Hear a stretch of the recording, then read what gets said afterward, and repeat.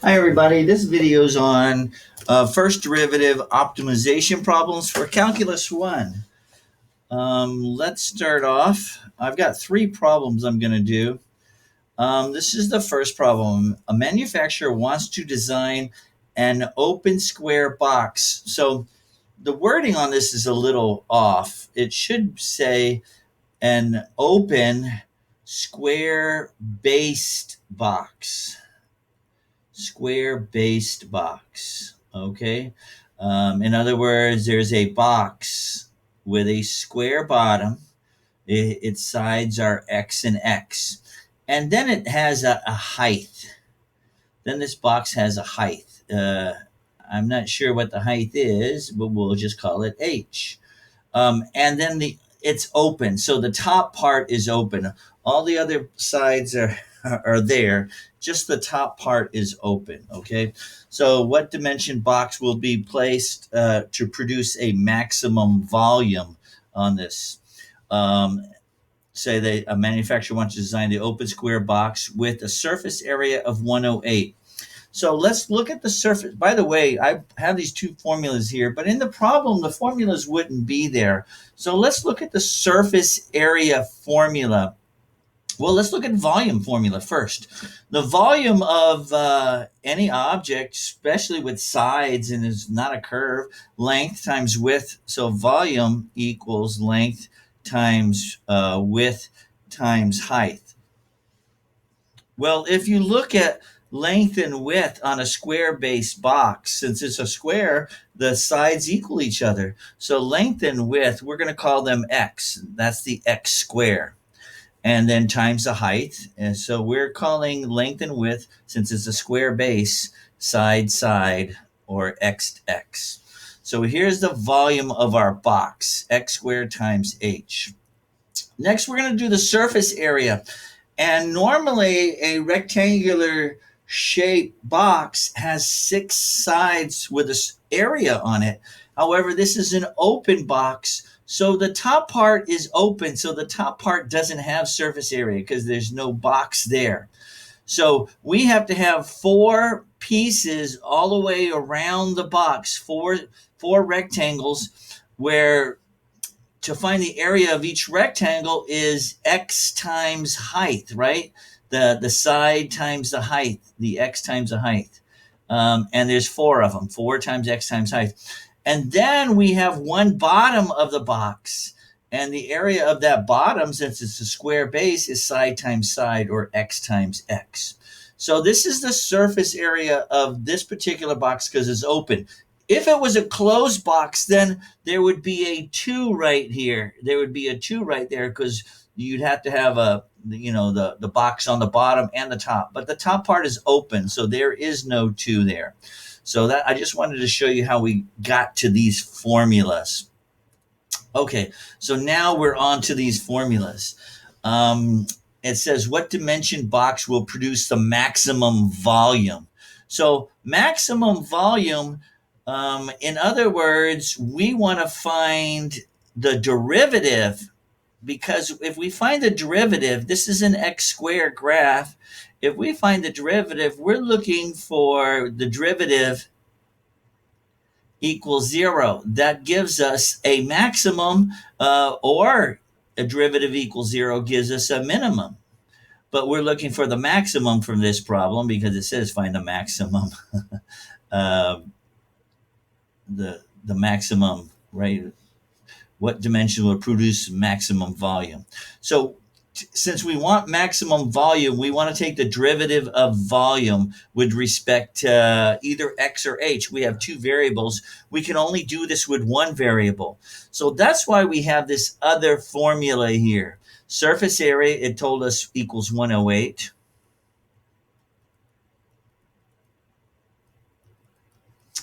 And I need to take the derivative of this v formula, but it has to have the same variable, all h's or all x's. So I'm going to make sure they have all x's. So I have to find out what h equals over here. So I'm going to keep h by itself and take everything to the other side. I'm going to take this x squared to the other side by subtracting x squared. So there's just a lot of algebra here, subtracting x squared. When I do that, I get 108 minus x squared equals 4x times h. So now I want to get rid of the 4x. I want to take, I want to get rid of the 4x. I want to take that to the other side. 4x divided by 4x divided by 4x. And I get h equals 108 over 4x minus x squared over 4x. I separated them. You don't have to, but I think it's going to be easier to separate them so I can simplify. 108 divided by 4. So make sure you if you want to simplify it all the way. I'm left with 27 over x minus one of the x's cancel here. X over 4.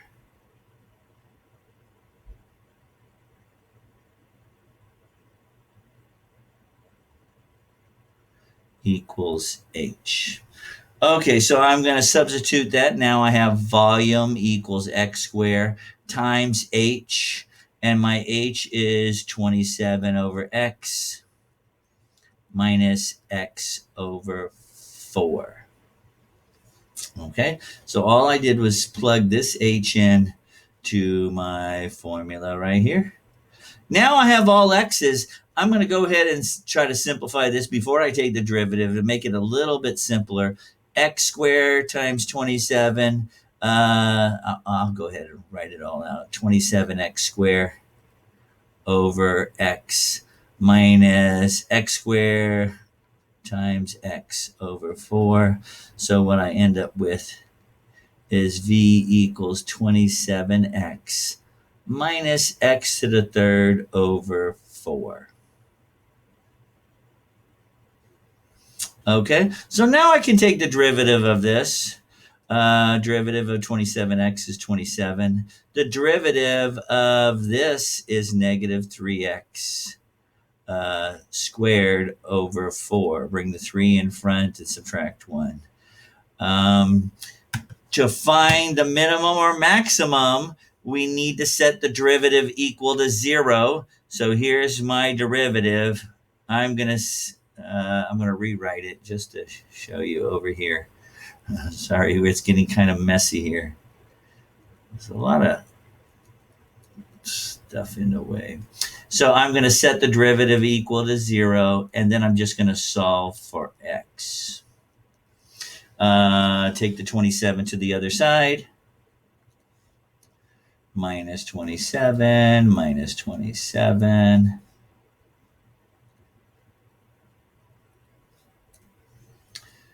Negative 27 equals negative 3 over 4x squared. If I multiply both sides by negative 4 over 3, multiply this side by negative 4 over 3, multiply this side by negative 4 over 3, all this cancels.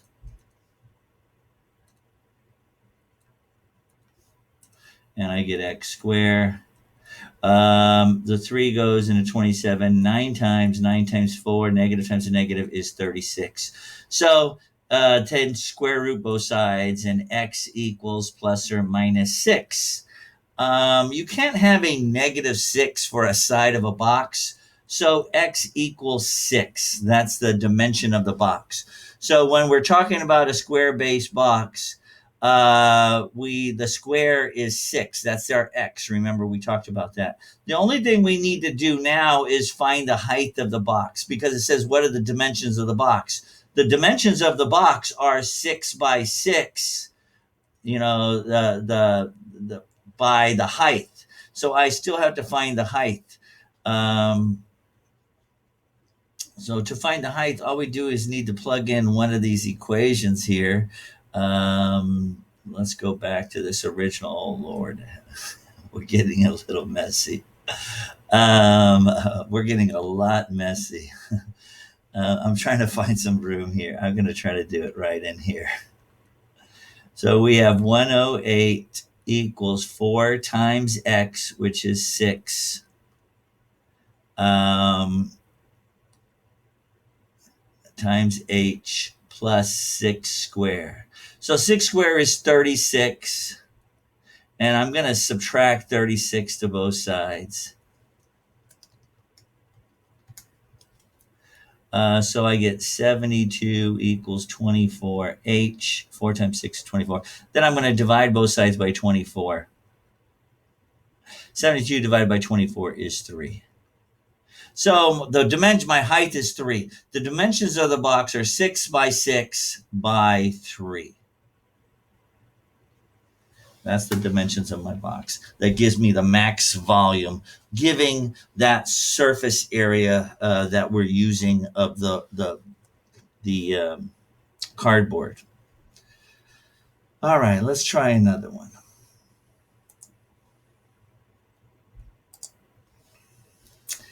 Okay, so the next one is a rectangular page containing 54 square inches of print. When we say 54 square inches, we're only talking about this part is 54 square inches.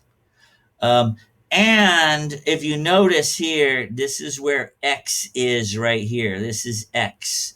And from here to here is Y. So we know 54 square inches is the area of print that we have.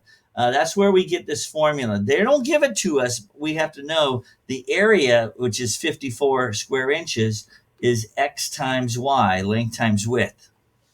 So there's one formula, X times Y equals 54.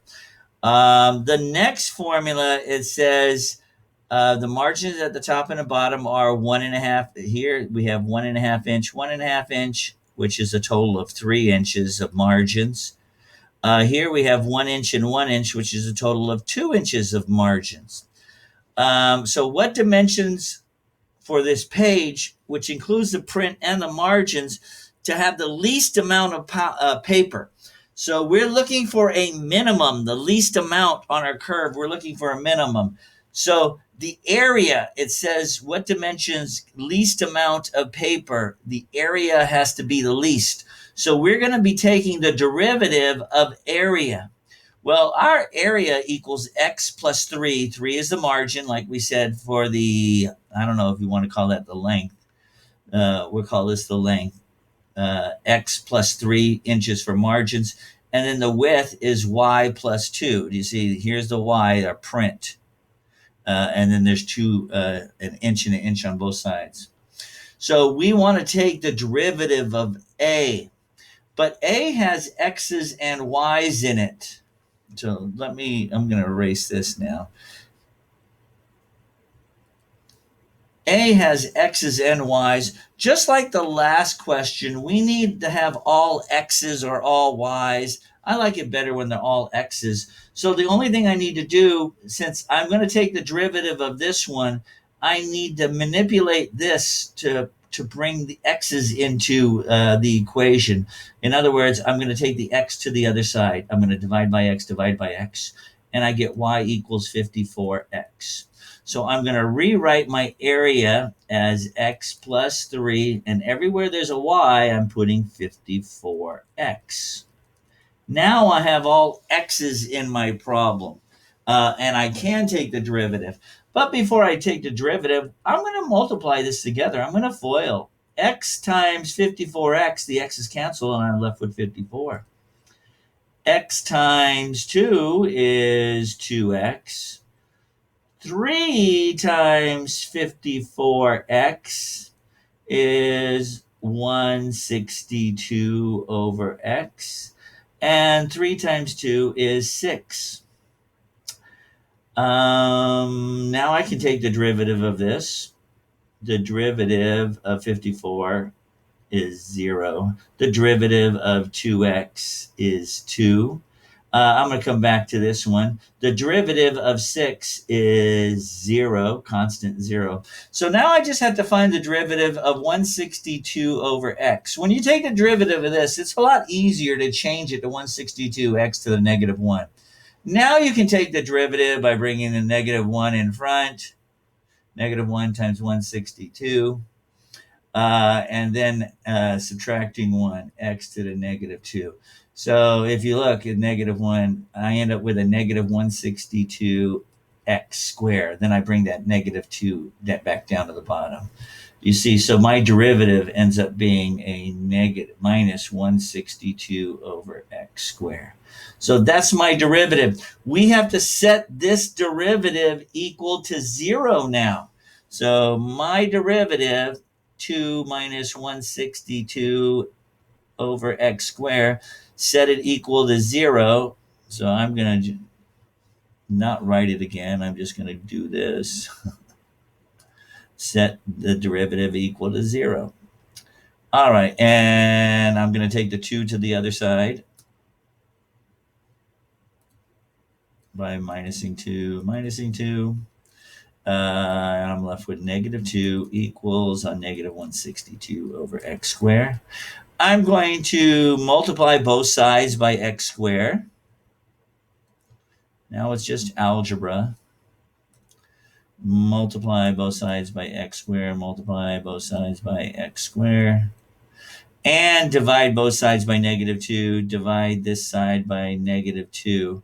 You see, this cancels, and I'm left with an x squared. This cancels, and I'm left with negative 162 divided by negative 2, which is a positive 81. If I square root both sides now, I get x equals plus or minus 9.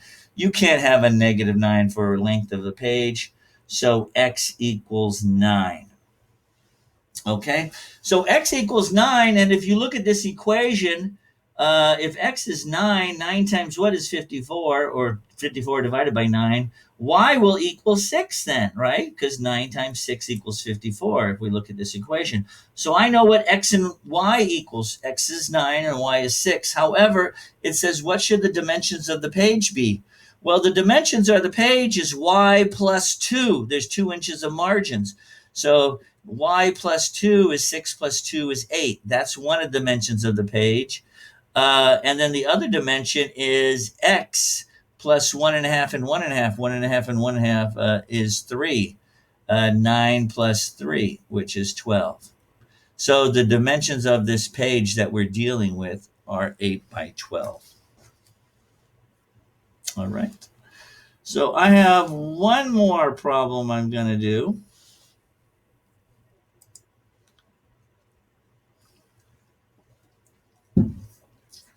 The demand function for a product is this equation here. And this is the price.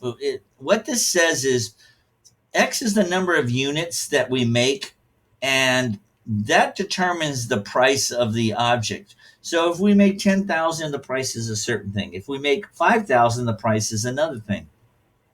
So the price depends on the number of units that we actually make. The demand function for this product. So this is the demand function. Now we want to know what price produces the max revenue. So max revenue. So we're going to take the derivative of the revenue. Even though I give you the formula, you need to know this. Revenue equals X, the number of units I have times the price, the units that I sell. How many do I sell times the price? That's how much revenue is how much money I bring in. So once again, my revenue, I'm going to take the derivative of revenue. I'm going to try to find R prime, but I have X and P. P is not, X and P, I have two different variables. So I need to have just one variable. So what I'm going to do is say R equals X times P. Well, we're going to substitute this for P. So we didn't have to do any manipulation to the equation. It's already like that. So I'm going to say X times 56 e to the negative 0.000012x. Now we have revenue, and this is what we're going to take the derivative of. We have revenue, and it has all the same variable x. That's a 0.00001. right? There's 4 zeros. I'm going to try to write it a little. That's still not as neat. 1, 2x. So that's the negative that on top. So I have to take the derivative of this using the product rule. I'm going to call this f and this g. If f is x, then f prime is 1. If g is 56e to the negative 0.000012, then g prime using this as u is negative 0.000012 times 56e to the negative 0.000012. I hope that makes sense to you. Using this as u. So, and don't forget, e to the u power just equals e to the u, and then you take the derivative of u. When you take the derivative of e to the u, if f equals e to the u, then f prime equals e to the u times u prime. And that's what this is u prime. And this is u. Okay, so now we're going to plug all this in, and it becomes a little messy here. When you take the derivative, you got to go f g prime plus f prime g. So f is x, g prime is negative 0.000012. By the way, it's not 1, it's 1. Yeah, that's what it is. Times 56 e to the negative 0.000012 x. Then we have f prime plus f prime, which is 1, and then g, which is 56 e to the negative 0.000012x. If you look at this, I can factor this out of both of these. So that's my r prime, and I'm going to factor it out. 56 e to the negative 0.000012x. When I factor that out, I'm left with this negative 0.000012 plus 1. Hopefully that's correct. And if I set r prime equal to 0, so r prime is going to equal 0. I'm changing this to 0. So now I have two things multiplied together that equal 0, either 56 e to the negative 0.000012x equals 0, or negative 0.000012. I think I missed the x here. There is an x right here. Oh, yes. You see, there's the x right there. There is an x there. X plus 1 equals 0. Now, there is no way, e is 2.71. There is no way I can get 2.71, a constant raised to a power, to equal 0. There is no way I can make that equal to 0. However, this, I take the 1 over, and I divide by 0.000012. I get, let's see, negative 1 divided by negative 0.000012. I get 8333.33. 83,000. So it says, what price produces the max revenue? Well, I need to make 83,000 units. This is the number of units I need to make to produce max revenue. To find the actual max revenue, I need to put max revenue into the, it says, what is the price? What price produces max revenue? Well, this is the number of units that produces max revenue. To find the actual price that produces max revenue, just put this 83,000 into this formula here. We're going to put the 83,000 into there. So let's try to type that into our calculator. 56, and then second natural log, which is EE, negative 0.000012 times 83,333.333. I just added a couple of decimals in there. And I get, once you put all, when you put the 83,000 in the X, 83,333, you should get 20.60, $20.60 produces our max revenue. So that's the actual price that produces the max revenue. So this one's a little tricky. It's a little messy, but it's not undoable. So it's very doable. If you have any questions, contact me. I hope this helps. This is optimization using the first derivative for Calculus 1.